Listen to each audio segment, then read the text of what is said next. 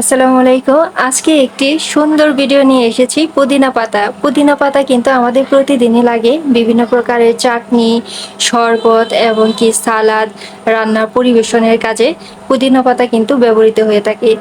এই পুদিনা পাতা কিন্তু আমরা খুব সহজে মাটি ছাড়াই রান্নাঘরের এক কোণায় চাষ করতে পারি। খুবই সহজ। আজকে আমি সেই নিয়মটাই দেখিয়ে দিব। ভিডিওটা একটু লম্বা হবে, কিন্তু প্রথম থেকে শেষ পর্যন্ত যদি দেখেন তাহলে খুব সহজে আপনিও পুদিনা পাতা চাষ করতে পারবেন রান্নাঘরে। এতে করে আপনার প্রয়োজনের সময় আপনি ব্যবহারও করতে পারবেন এবং কি রান্নাঘরের সৌন্দর্য বৃদ্ধি পাবে। আমি এখন রান্নাঘরটা পরিষ্কার করে নিচ্ছি। রান্না করার সময় যদি সব কিছু পরিষ্কার পরিচ্ছন্ন থাকে আর হাতের নাগালে থাকে, তাহলে কিন্তু রান্না করতে খুবই ভালো লাগে। সুন্দর একটা পরিবেশ রান্নাঘরেরও দরকার। যেমন বেডরুম আমরা সাজিয়ে রাখি, তেমনি রান্নাঘরটাও খুব সুন্দর করে সাজিয়ে রাখা দরকার। কারণ বেশিরভাগ সময় আমাদের দেখা যায় যে রান্নাঘরেই কিন্তু কাটাতে হয়। দিনের 3 বেলাতেই রান্নাঘরে যেতে হয়। স্বামী সন্তানের জন্য খাবার তৈরি করা, টিফিন তৈরি করা, বিভিন্ন কারণে আমাদের রান্নাঘরে থাকতে হয়। সে কারণে রান্নাঘরের পরিবেশ যদি খুব সুন্দর থাকে, তাহলে রান্না করার যে ক্লান্তিটা ওটা দূর হয়ে যাবে। আমার গাছ ভীষণ পছন্দ, সেই কারণে রান্নাঘরেও আমি টব রেখেছি মানি প্ল্যান্টের। তো ওটাকেও এখন পরিষ্কার করে দিলাম।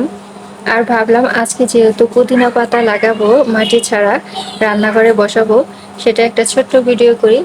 এতে করে আপনারাও উপকৃত হবেন। রান্নাঘরে গাছ লাগালে খুব বেশি পরিচর্যার প্রয়োজন হয় না, বাড়তি করে পরিচর্যার প্রয়োজন হয় না। কারণ আমরা যখন রান্নাঘর পরিষ্কার করি, তখন যদি 1 থেকে 2 মিনিট সময় একটু সেই টবে বা গাছের ওপর একটু নজর দিই, তাহলেই কিন্তু গাছগুলো সুন্দর থাকবে। এই তো আমি এখন মুছে দিচ্ছি, চুলাটা পরিষ্কার করে দিলাম, সাথে গাছের পাতাগুলো একটু মুছে দিচ্ছি।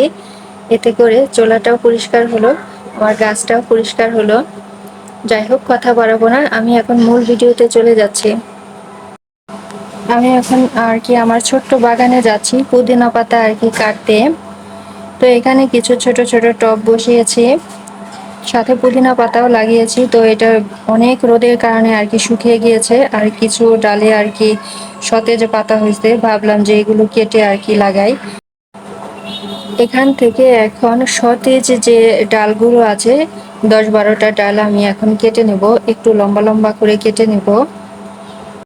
আজকে যে পদ্ধতি দেখাবো, এতে করে আপনি কিন্তু সারা বছর অনায়াসে পুদিনা পাতা পেতে পারেন। এতে করে আপনার গাছ শুকিয়েও যাবে না, মরেও যাবে না, একদম সতেজ তরতাজা থাকবে। খুবই সহজ একটি পদ্ধতি, একটু ধৈর্য ধরে আর কি ভিডিওটি দেখতে হবে। আমি লম্বা লম্বা করে কেটে নিব। পুদিনা পাতার কিন্তু অনেক ঔষধি গুণ রয়েছে, ভেষজ ওষুধও কিন্তু এই পুদিনা পাতা দিয়ে বানানো হয়ে থাকে। আমি যে লম্বা লম্বা করে কেটে নিচ্ছি, এতে করে কিন্তু গাছের কোনো ক্ষতি হবে না, বরঞ্চ আরো সুন্দরভাবে কুশি গজাবে। মাঝে মাঝে সব গাছেরই ডালপালা ছেঁটে দিতে হয়।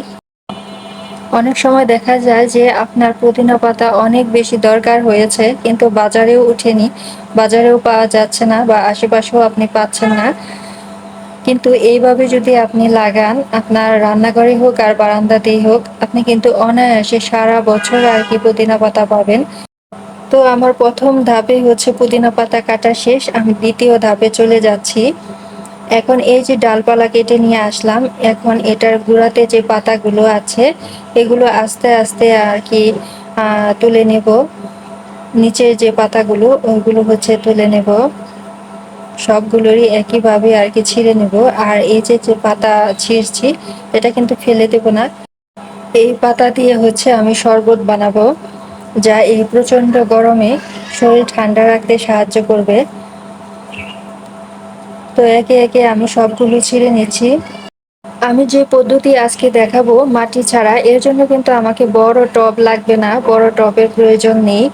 এখানে ছোট বাটি বা হচ্ছে আমরা যে দই কিনে নিয়ে আসি, টক দই, ওইটার যে কৌটা থাকে, এগুলোতেই কিন্তু হচ্ছে লাগানো যায়। আমি আজকে দইয়ের কৌটাতে লাগাবো, সেটাই এখন দেখিয়ে দিচ্ছি।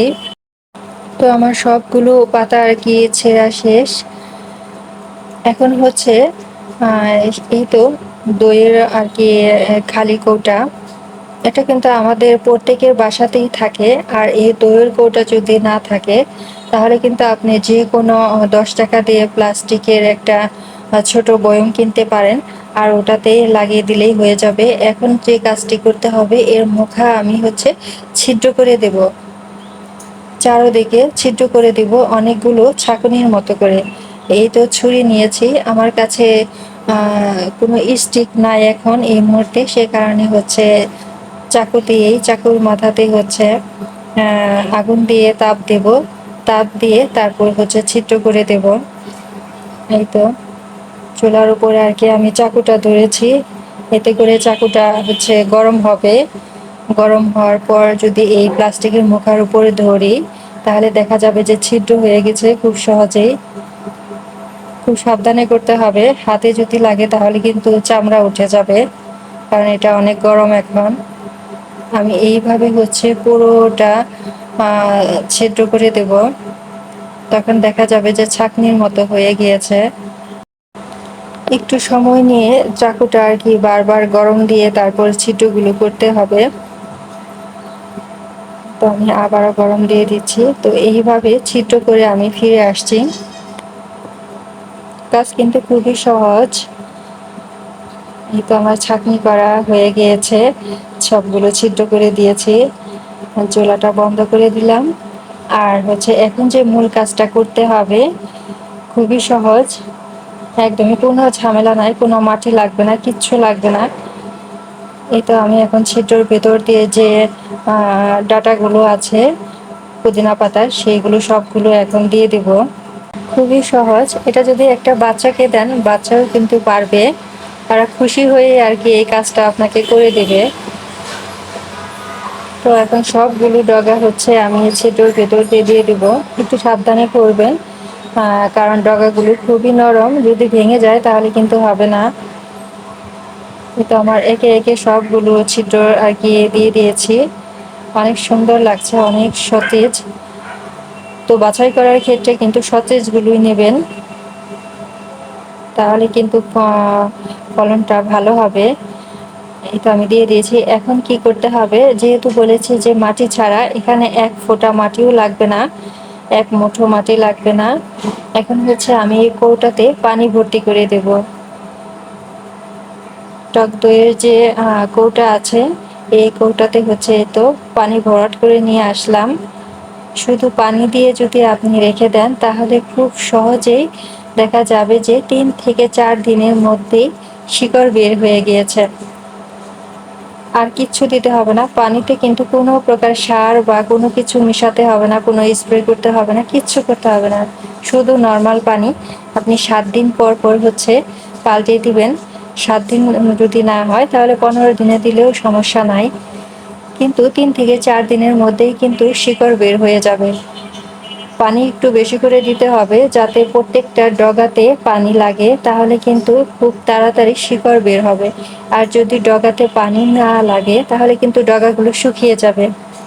এইদিকে একটু খেয়াল রাখবেন যে কৌটা, যে বয়ম, যে টবেই দেন না কেন, সেটা একদম ভরাট করে পানি দিবেন যাতে করে ডগাতে পানি লাগে। খুব সহজে, এই তো সহজ নিয়মে আমি লাগিয়ে ফেলেছি, আর কোনো ঝামেলা করতে হবে না। একবার লাগিয়ে দিলাম, এখন আমার সারা মাস সারা বছর কিন্তু আমি এখান থেকে পুদিনা পাতা পাবো। এটা যখন একটু বড় হবে, শিকড় গজাবে, তখন আপনি এটার ডগাটা কেটে দিবেন, তাহলে দেখা যাবে যে অনেক কুশি বের হচ্ছে, অনেক ঝাপড়ালো হয়েছে। পাতাগুলো কিন্তু অনেক বড় বড় হবে, একদম সতেজ টাটকা থাকবে, কোনো পোকামাকড় ধরবে না, কিচ্ছু হবে না, কারণ এতে কোনো প্রকার মাটি দেই নাই, শুধু পানি, নর্মাল পানি। পানিগুলো শুধু আপনি পাল্টিয়ে দিবেন শিকড়গুলো যখন অনেক বড় হয়ে যাবে। আজকের এই সহজ পদ্ধতিটি আপনাদের কাছে কেমন লেগেছে তা অবশ্যই কমেন্টে জানাবেন।